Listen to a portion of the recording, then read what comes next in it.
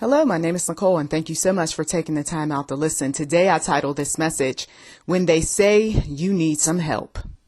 When they say you need some help. Sometimes our human self gets in the way of our spiritual self, and there are some things that we may say or do that exhibit signs where someone might say, you are crazy. You need some help. What's wrong with you? You are so bad. Basically, they will use any number of negative words to describe the way you are behaving. Maybe you raised your voice and that individual is not used to you raising your voice. Maybe you said some bad words and the group is shocked. Maybe you're the one who snatches up some things and throws them up against the wall. Or maybe you're the one who has moments where you just start saying all sorts of things that even little children have to take their hands and cover their ears. There are those individuals who are quite intimidating and they don't have to do any of those things. They just look at you.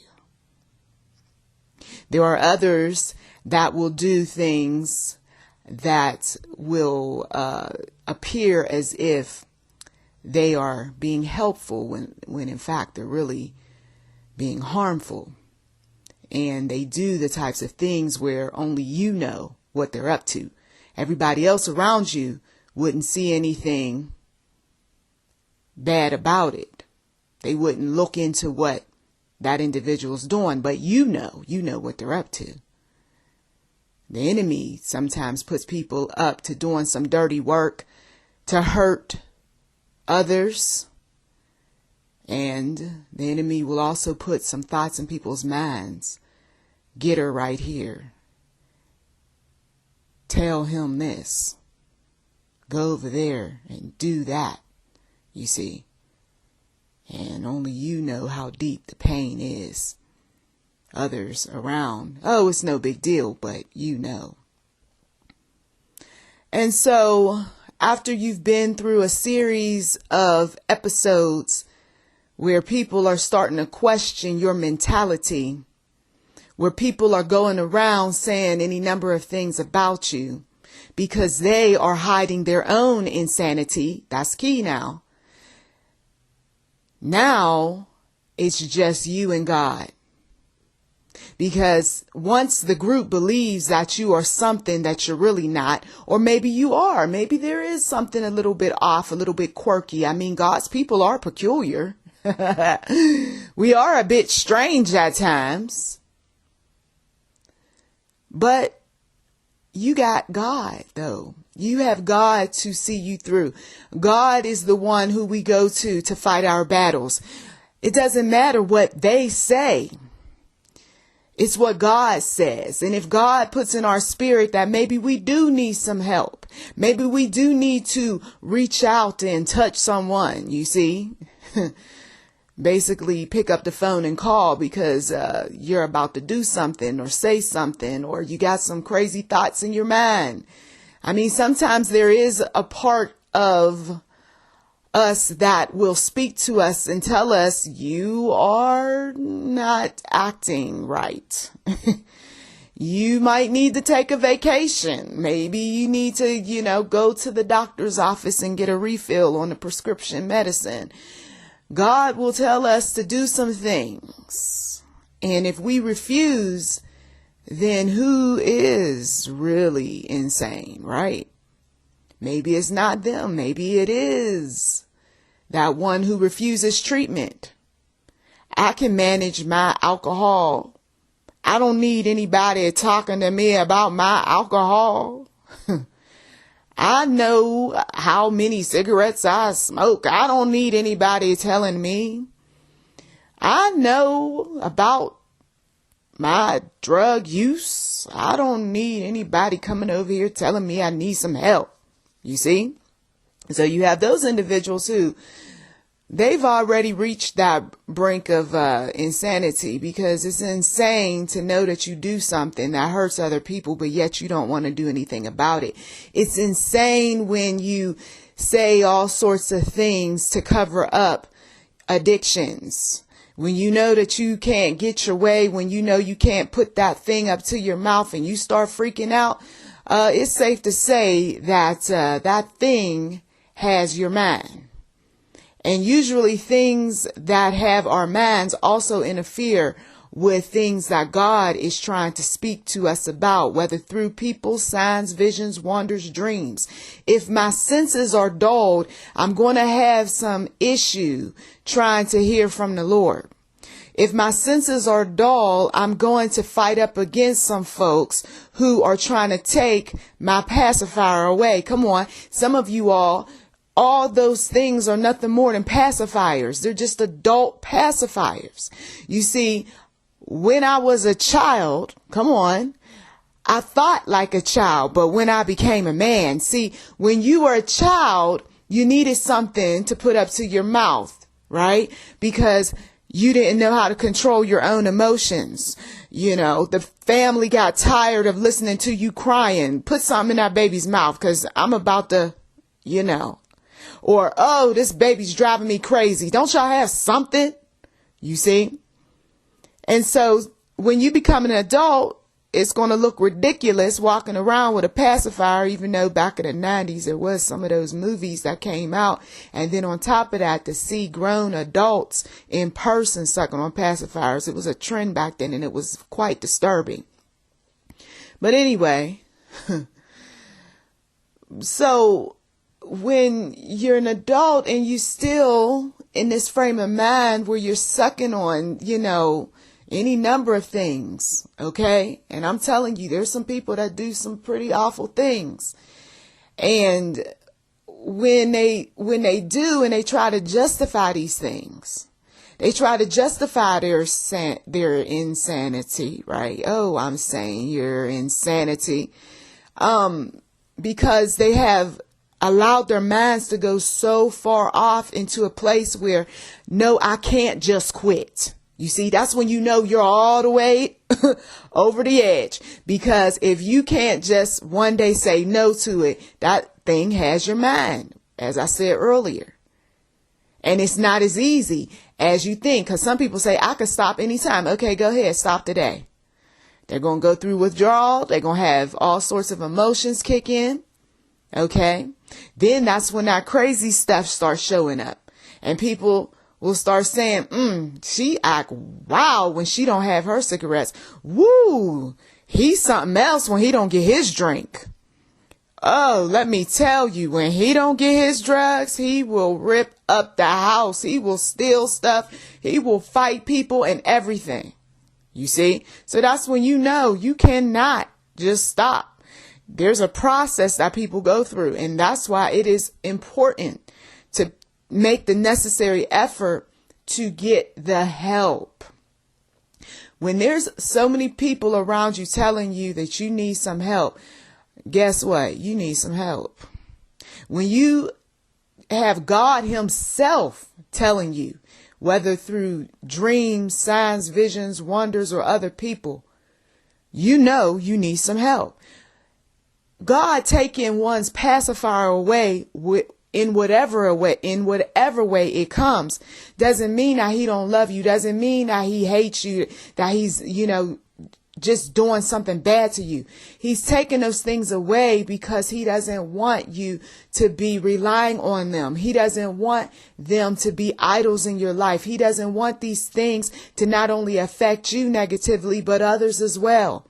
He wants to take you to the next level. And sometimes, guess what? The next level requires giving up some things. Some of you all, if you haven't listened to my audio about what are you willing to give up for God, you need to listen to part 1 and part 2. It's serious. Because if I make up in my mind that I am tired of things going in the way that they've always gone, then I'm going to be willing to let go of some things that's keeping me bound.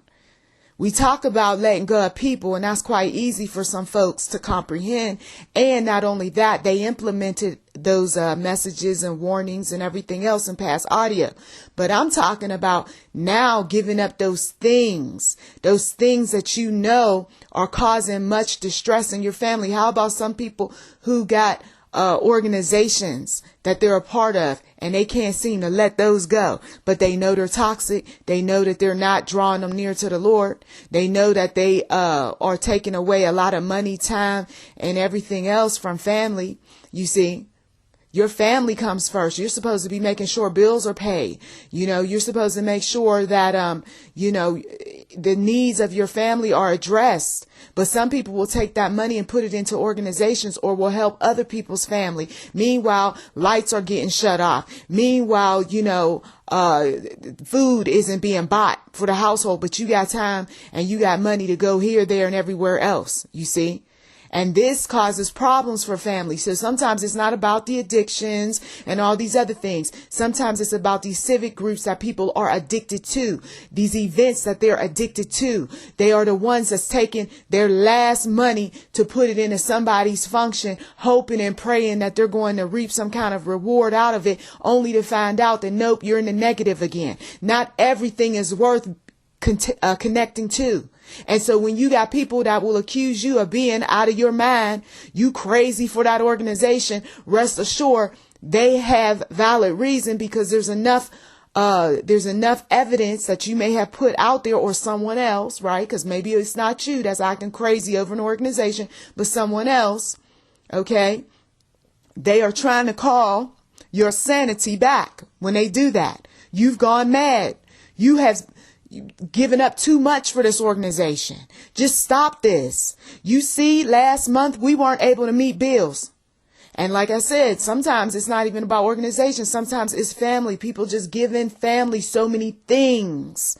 Maybe it's not time because, well, I don't have time to be ripping and running with family or getting on the phone. So they're taking their last money to just keep their family in their good graces. Every time somebody call up, suddenly you got to go and find something in a catalog to pay for. And meanwhile, you got all these bills you're behind in. Meanwhile, you sacrificing groceries, you sacrificing, your own personal pleasures just to look good in the eyes of some people from the hood. Okay. Or if they're not from the hood, they got a hood mentality. It's all about me. It's all about what I want, but I'll put a smile on my face, or I'll act very loving and kind and talk about how sweet you are, give you a lot of flattering statements so that you'll keep putting some money in my bank, or you'll keep, buying something. Okay. For me, extended relatives. We're not talking about people that you live with, because you got to deal with them on a regular basis. And those are the last ones that you want to get upset.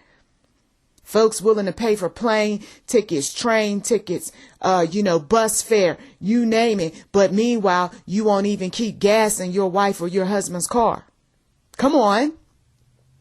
And then when people bring these things to folks' attention, they're accused of being crazy. Oh, girl, you crazy. I love you. I would look out for you. You so crazy. No, you crazy because you about to find your way out. Doors, dude. She ain't gonna keep putting up with that. Wanting to hook your boys up. Wanting to add more detail to your vehicle. Meanwhile, rent is due. You see?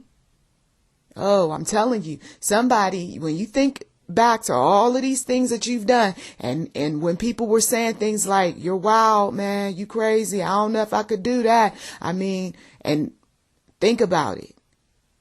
And then the next person you talk to, they're saying something similar. Then the next one and the next one. You got to know that some part of you is a little bit off. Maybe they don't use crazy. Maybe they say you're quirky, you're strange, you're a weird one. Okay. You got to look at what are you saying? What are you doing? Or what are you not saying? Or what are you not doing that make people think that you're a bit strange, a bit off?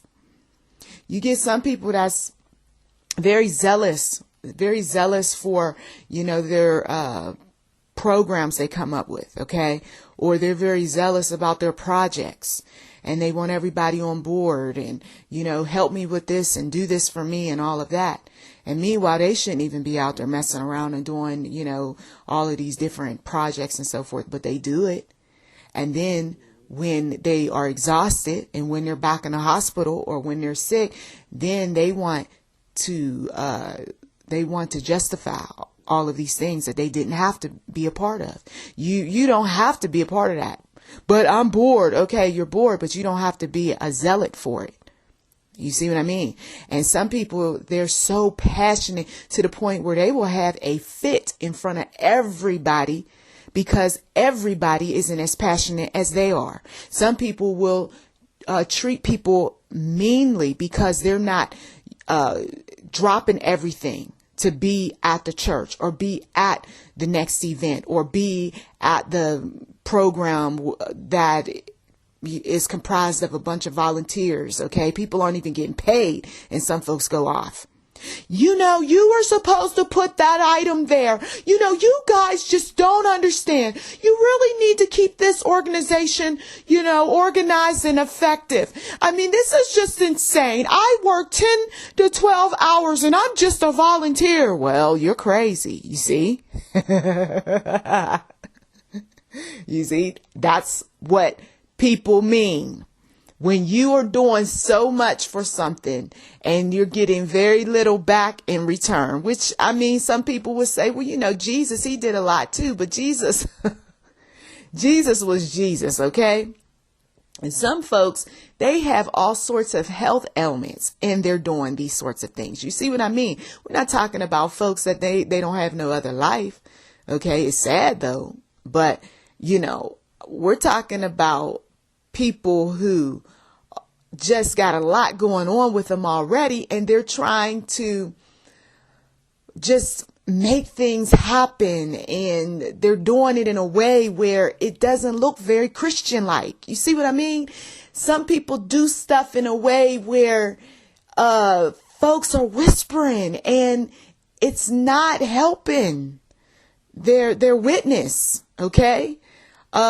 So that's what I'm talking about. If we're going to be that one that flies over the cuckoo nest, at least be that one that,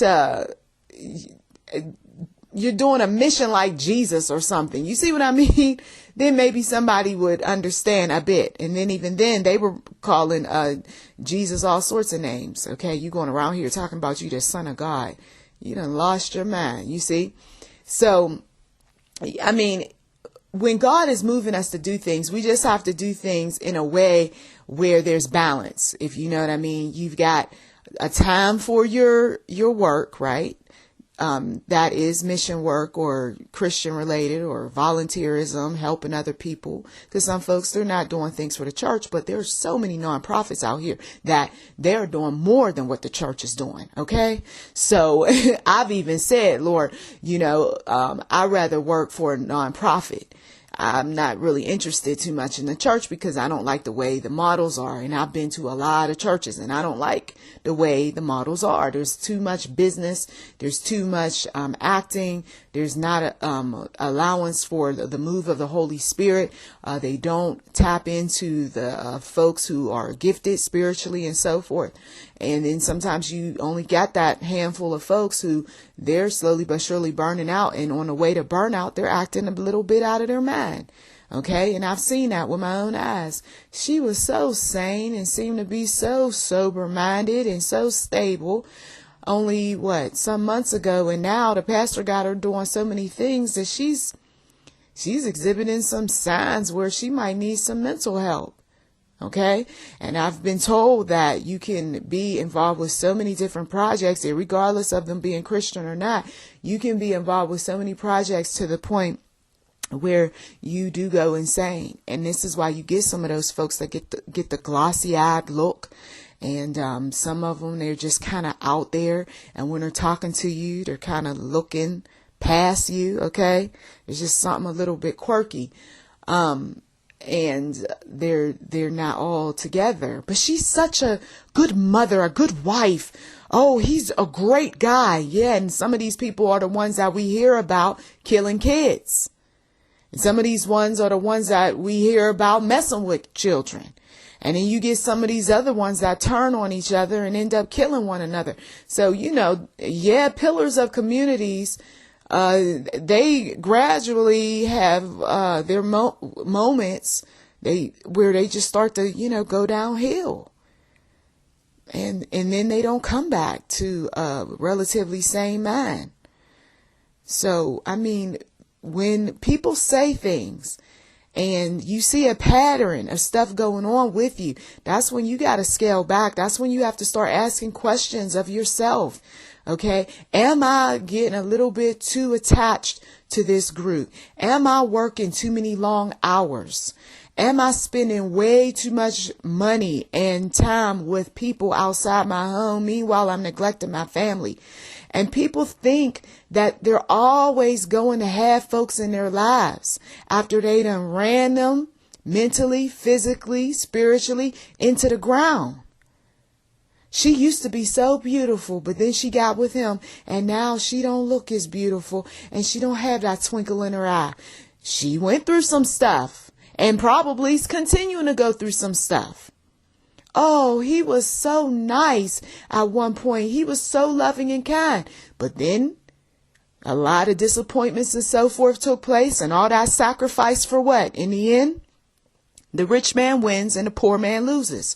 Some of y'all know how this goes. So why are you giving your mind, your body, your heart, your soul to an organization that at any given moment can say, we regret to inform you, but we no longer need your services? Okay? Let's put some perspective in these things. Okay, some balance. We talked about the addictions and so forth that people have and how they deceive themselves into thinking they can quit cold turkey, right?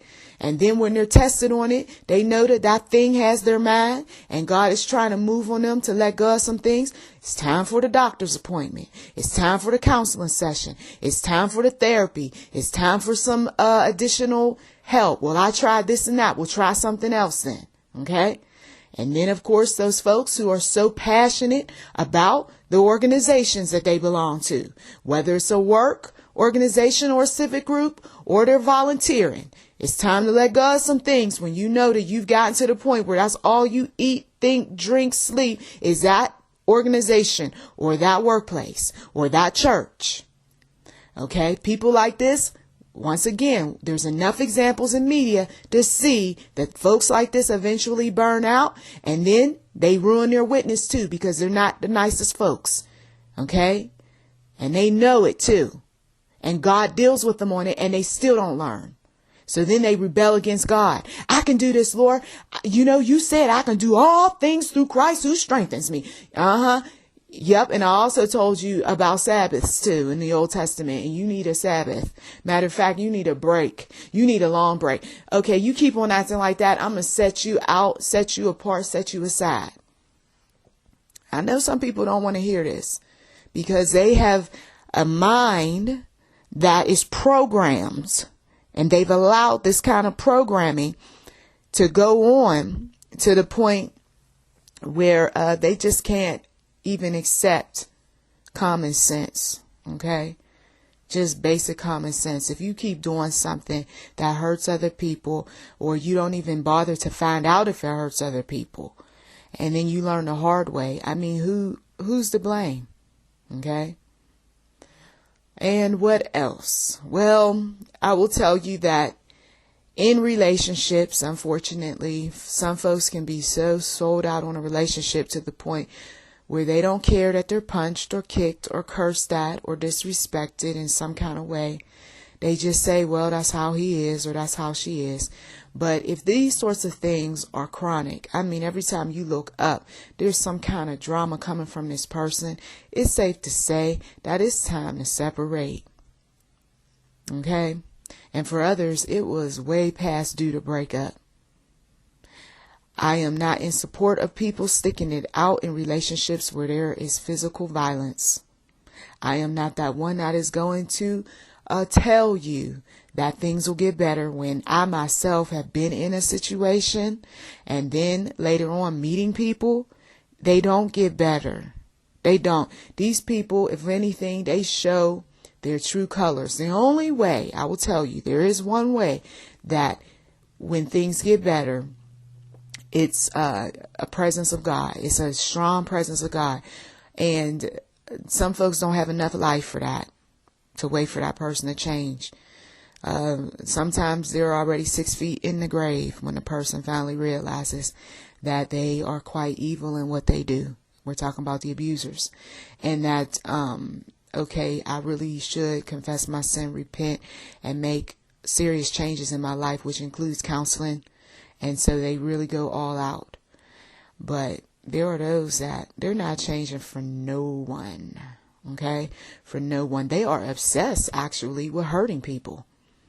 You know, if they're not obsessed with hurting themselves, they're obsessed with hurting other people. And they'll do it verbally and or physically. Okay? Because they get some kind of satisfaction in hurting others. Sometimes it's not about the intimate relationship. Sometimes it's in business. They sit back and they get a little smirk on their face when they have done something to exert their power and control over others. Okay? And these sorts of things, they all fall under personality disorders. Okay? And so if a person doesn't see that they have a personality disorder, they're not going to get any help. And for some of you all, you're called to make people see the truth. And once again, they don't want to get help. Well, we put them in God's hands and we let God deal with them.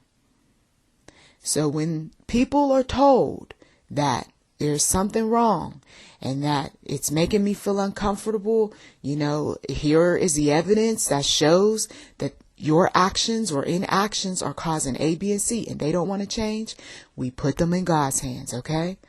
And you may be that one that's resisting, and that's not a good idea when you know that your actions or inactions are causing problems for other people. And how many times folks got to tell you that you're crazy, wild, strange, obsessed, you know, got a lot going on, but yet you don't want to get the necessary help. Okay? That's why a lot of folks end up in jail. Maybe jail will wake some people up. Okay? And that's why God will let some folks go to jail. And some people, I'm just angry. I'm angry because God did this and God allowed that. Well, when you had your freedom, you didn't want to do what was right. When you had your opportunity to treat people in love, in kindness, being fair, you didn't want to do it. So God's not like a parent where he spanks your butt, you know, but he will spank your butt in other ways. And sometimes it takes freedom to be taken away for people to understand. And, you know, it's sad. It's sad. Somebody went off because they couldn't, you know, bum a cigarette off of somebody. So they start freaking out and now they're in jail. Or somebody ends up having one of those fits because they couldn't get another hit. Okay. And now somebody's 6 feet deep. And somebody else goes off on an entire organization. And now that money is lost and the family is on welfare. Okay. I mean, we can pull out example after example to prove that one needs to get help. Okay. So if you know someone who I have mentioned in this message and God is moving on your spirit to talk to them just one last time, that's it. You do it. It may be a screaming match. Somebody might have an attitude. Somebody might not want to talk to you ever again, but you did your part. And when trouble comes, they can't play ignorant. Okay? Well, I thank you as always for taking time out of your busy schedule to listen. You've been listening to YouTube Enterprise 7. Subscribe today. Also, if you haven't given, we do welcome donations. Please do check the description box for anything of interest. Blessings to you.